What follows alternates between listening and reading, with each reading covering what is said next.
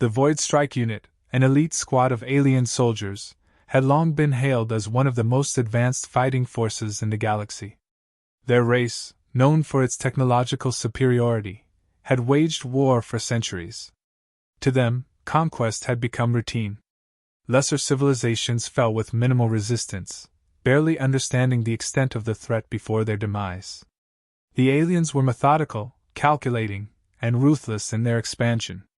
Their tactics and weaponry had evolved to the point where most battles felt more like simple operations than actual conflict. Their latest mission was no different, or so they thought. After years of rumors circulating in the higher ranks, the Void Strike Unit had been dispatched to the outer rim of the galaxy. This area was scarcely explored, and what little information they had gathered spoke of a planet housing a small human colony. The humans, once a prominent species, had largely disappeared from galactic affairs. Earth, their homeworld, had long since fallen into ruin, destroyed by internal conflict and environmental collapse. Now, the humans were scattered remnants, barely surviving in the farthest reaches of space.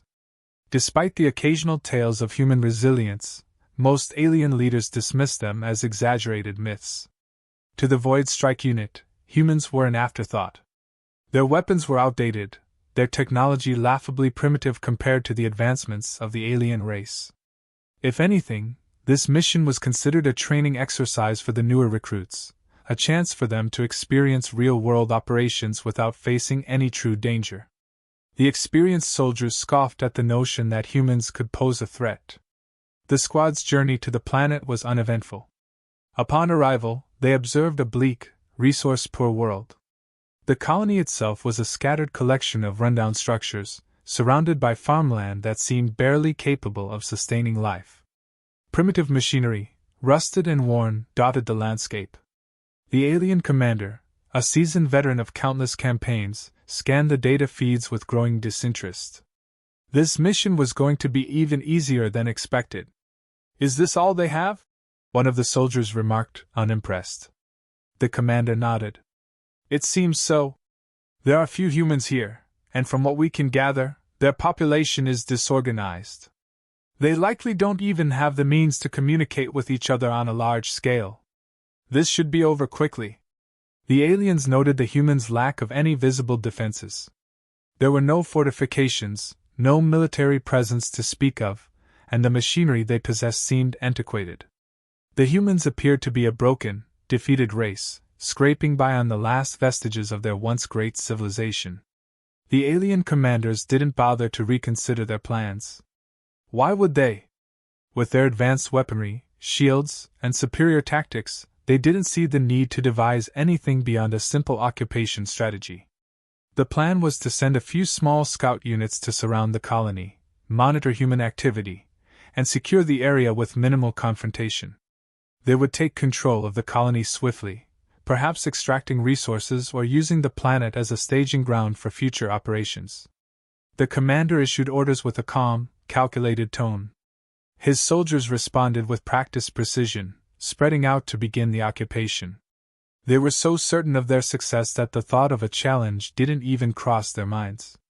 The aliens' technology was more than capable of handling anything these primitive humans could muster, after all. However, the humans were not as helpless as they seemed. What the aliens failed to realize was that the humans had been preparing for this moment for years. From the first whisper of alien movement near their sector of the galaxy, the human resistance had been quietly organizing. They had no illusions about their technological disadvantage, but they had learned from centuries of conflict on Earth. They didn't rely on brute force or flashy displays of power. Instead, they had mastered the art of survival and adapted to war in ways the aliens couldn't comprehend. As the alien scouts moved closer to the colony, they were unaware that they were being watched. Hidden in the shadows, human eyes followed their every movement. Each step the aliens took was noted and transmitted back to the resistance leaders. The humans had become experts in guerrilla warfare, honing their skills through decades of hardship and conflict. They understood that a direct confrontation would be suicide, but they also knew that they could not simply roll over and surrender. The alien soldiers, relaxed and confident, proceeded with their mission. They set up observation posts and deployed drones to survey the area. It was standard procedure, and there was no sense of urgency. The humans seemed to be going about their daily lives, tending to their crops and maintaining their equipment. Everything appeared to be as expected, quiet, peaceful, and utterly devoid of any threat. The scouts reported back to the commander, who remained unconcerned. "They don't even know we're here," one of the scouts reported. "This will be over before nightfall." The commander agreed.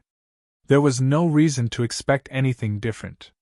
But as the day wore on, the alien scouts began to notice small, subtle anomalies. Their drones occasionally lost signal near certain areas of the colony. Equipment malfunctioned without explanation. Several soldiers reported strange noises in the distance, but nothing appeared on their scanners. It was all dismissed as irrelevant. After all, what could these humans possibly do? As night fell, the atmosphere grew tense, though the aliens didn't fully understand why. There was a growing unease among the soldiers, a sense that something was amiss, but no one voiced it aloud. They were soldiers of the Void Strike Unit, after all, the finest the galaxy had to offer. There was no room for fear or doubt in their ranks. What they didn't realize was that the human resistance had been carefully laying the groundwork for their counterattack. While the aliens observed from a distance, the humans were setting traps, gathering intelligence, and preparing for the moment to strike. Their actions were calculated and deliberate, designed to lure the alien scouts into a false sense of security before delivering a decisive blow. The aliens, confident in their superiority, were walking straight into a trap, unaware that the humans they had dismissed so easily were watching their every move with deadly intent. The alien scouts landed without incident, their sleek ships touching down on the outskirts of the human colony. From the moment their boots hit the ground, they expected nothing more than to assert control over a weakened species. They moved cautiously, but not out of fear, rather out of a desire to maintain efficiency. The humans, to them, posed no real threat. They were merely a formality in the grander scheme of things. Conquering them was just another step toward expanding their dominion. As the scouts approached, they found only silence. The fields they passed through were eerily still, as if abandoned in haste. Houses stood empty, doors slightly ajar, with no sign of life. There were no watchtowers, no guards, no visible defenses. It was as if the entire colony had been evacuated in fear of their arrival. The alien commander received the reports with mild disinterest. The humans had probably fled into the wilderness, he assumed, hoping to escape.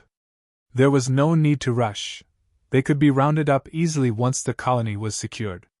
The quiet continued to stretch unnaturally, the kind of stillness that gnawed at the edges of the soldiers' awareness. But any unease was quickly brushed aside. The humans, after all, had no means of mounting a real defense. Everything they'd observed so far pointed to a primitive society on the verge of collapse. And so, the aliens pressed deeper into the colony, moving further from their landing zone. Then, without warning, the first explosion erupted. A soldier was thrown back, his armor scorched by the force of an improvised explosive device, crafted from materials the aliens couldn't immediately identify.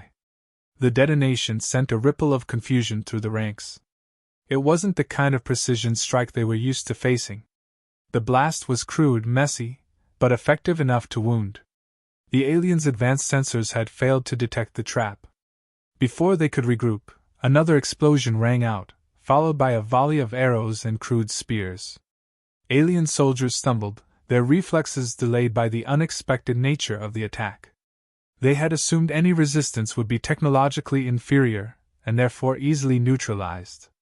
What they hadn't anticipated was that the humans didn't need technology to fight. They had been planning for this moment, and every trap was carefully laid. Chaos erupted among the alien soldiers. Their ranks, previously tight and orderly, began to falter. They couldn't pinpoint the source of the attacks. The humans weren't showing themselves, only striking from the shadows and then disappearing back into the wilderness.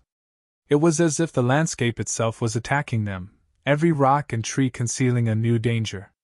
The humans used the natural terrain to their advantage, creating a battlefield that the aliens were entirely unfamiliar with. A group of aliens attempted to regroup and return fire, but their equipment malfunctioned, some of their sensors scrambled by the harsh environment. Their energy weapons flickered, short-circuited by the heavy dust and debris in the air. Meanwhile, the humans moved with precision, using primitive but deadly weapons. Crossbows launched bolts into the gaps of the aliens' armor, finding weak points with unnerving accuracy. The aliens' armor, designed to withstand energy blasts, was vulnerable to the simplicity of sharpened steel. The aliens, still reeling from the initial shock, tried to fall back and reorganize. But as they pulled back, more traps were triggered, hidden pits, rigged explosives, and barricades designed to funnel them into kill zones. The human resistance fighters were invisible, ghosts in the terrain, striking with perfect timing and fading back into the dense forests before the aliens could retaliate. It was then that the alien commander realized they weren't dealing with an unprepared or disorganized enemy. These humans had been watching them, planning for their arrival for years. This wasn't just a desperate defense, it was a calculated counterattack. They had adapted to the land, to the lack of resources, to their primitive tools. Every tactic they employed was focused on neutralizing the aliens' technological advantage, and it was working. The alien soldiers were not accustomed to this kind of warfare. In the past, their superior firepower and advanced strategies had been enough to overpower any resistance. But here, their technology was becoming a liability.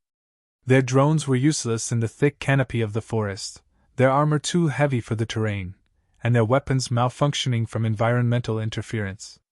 The humans had reduced their superior force to a group of panicked, disoriented soldiers stumbling through unfamiliar territory. As the skirmish dragged on, it became clear that this was no ordinary fight. The aliens found themselves trapped in a series of skirmishes that they couldn't control. Whenever they thought they had the upper hand, the humans would vanish, only to strike again from a different direction.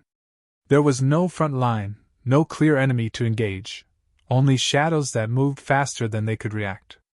The humans knew this land intimately, and they were using every inch of it to their advantage.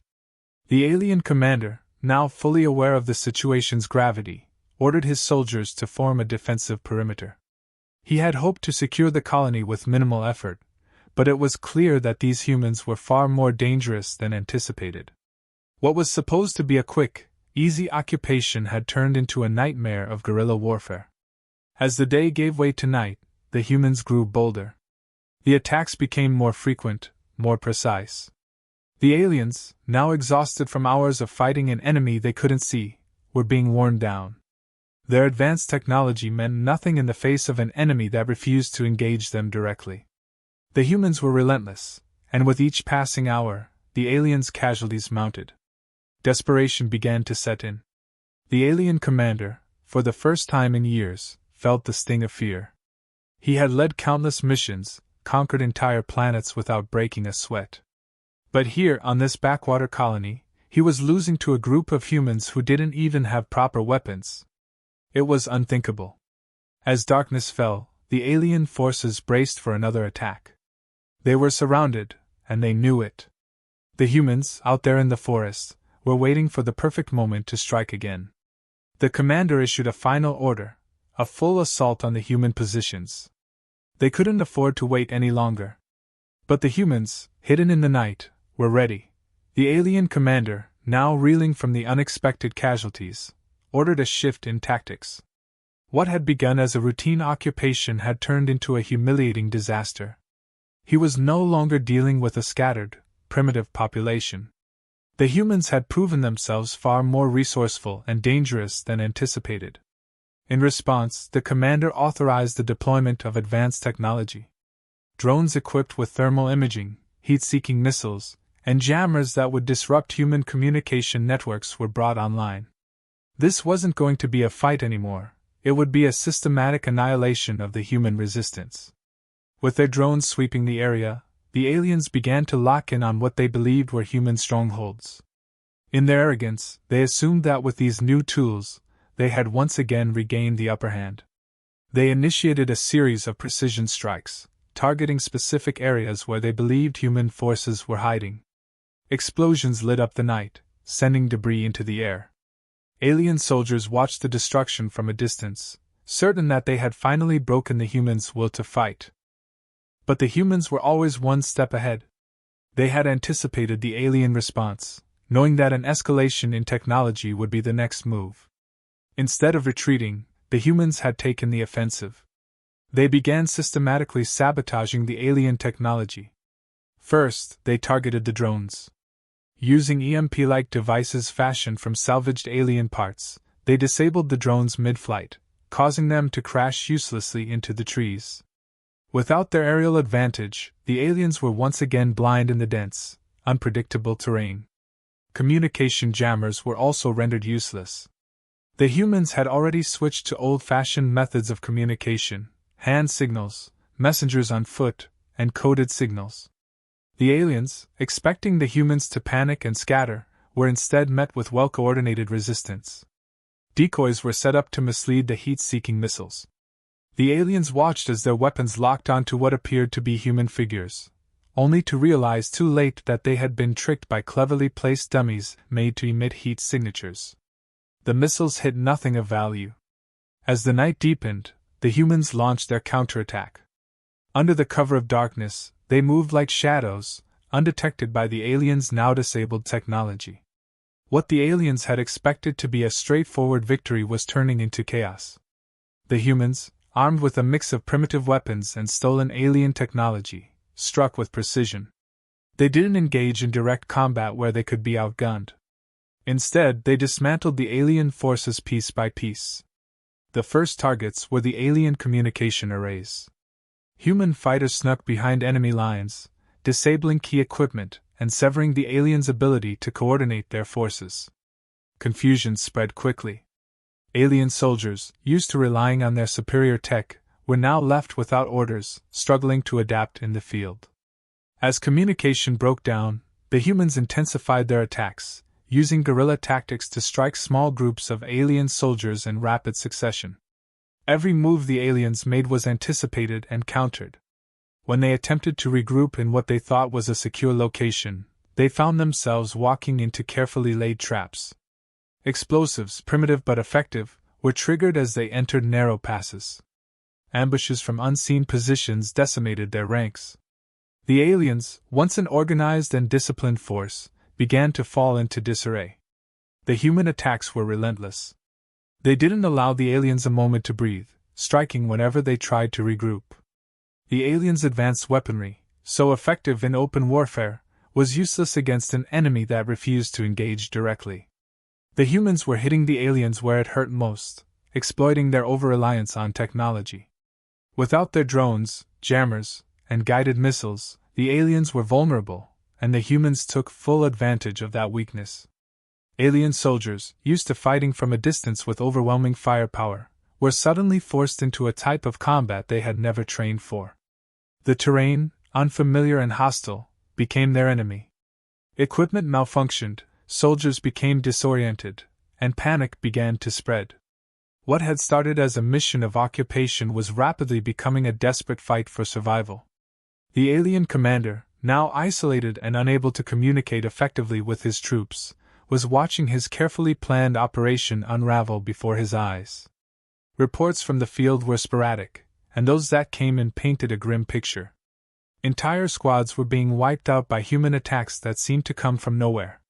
The humans weren't just defending their colony anymore, they were hunting the alien forces down, one by one. The commander knew he had underestimated these humans. He had assumed that their lack of advanced technology would make them easy prey. But it was now clear that their strength lay not in what they lacked, but in what they had mastered: adaptability, cunning, and an unmatched ability to turn the tide of battle in their favor. These weren't mindless savages. They were calculating, disciplined fighters who had studied the alien tactics and found ways to defeat them. As the human counterattacks intensified, the once proud alien soldiers began to break. Fear gripped them as they realized that they were being outsmarted, outmaneuvered, and outmatched by an enemy they had dismissed as primitive. Alien troops, panicked and leaderless, abandoned their posts, fleeing into the wilderness in hopes of finding safety. But there was no safety. The humans were everywhere, using their knowledge of the land to strike from every direction. The commander, for the first time in his long career, felt the cold grip of defeat. His forces were crumbling, his technology failing, and his enemies growing stronger with every passing hour. He knew the humans would not stop until every last one of his soldiers was dead. In desperation, he sent out a distress signal to the mothership, requesting immediate reinforcements. But he knew the truth. The mothership was days away, and the humans were closing in fast. The aliens had come expecting an easy victory, but now they were the ones being hunted. As the night dragged on, the commander could hear the sounds of battle growing closer.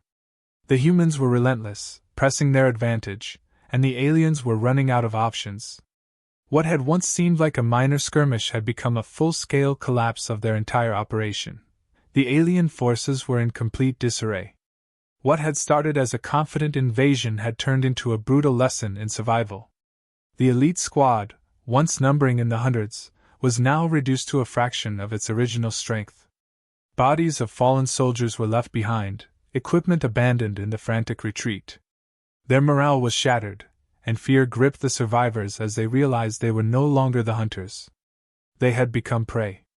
The alien commander, now fully aware of the danger humanity posed, gave the order to fall back.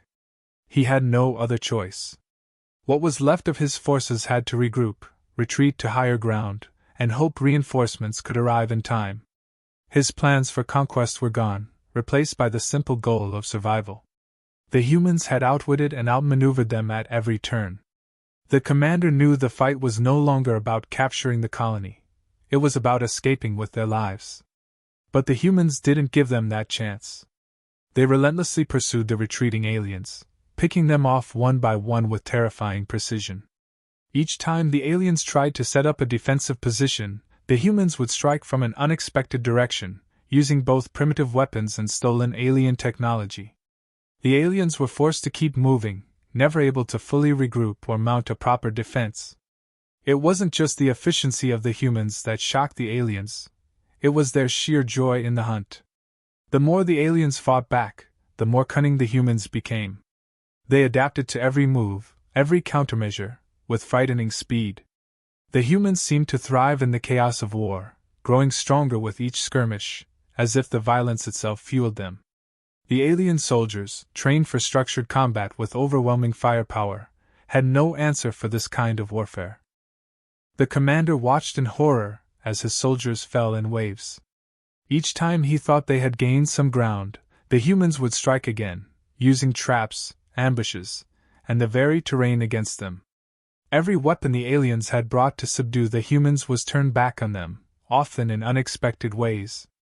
It was as if the humans had been born into this conflict, shaped by centuries of war to be the ultimate survivors.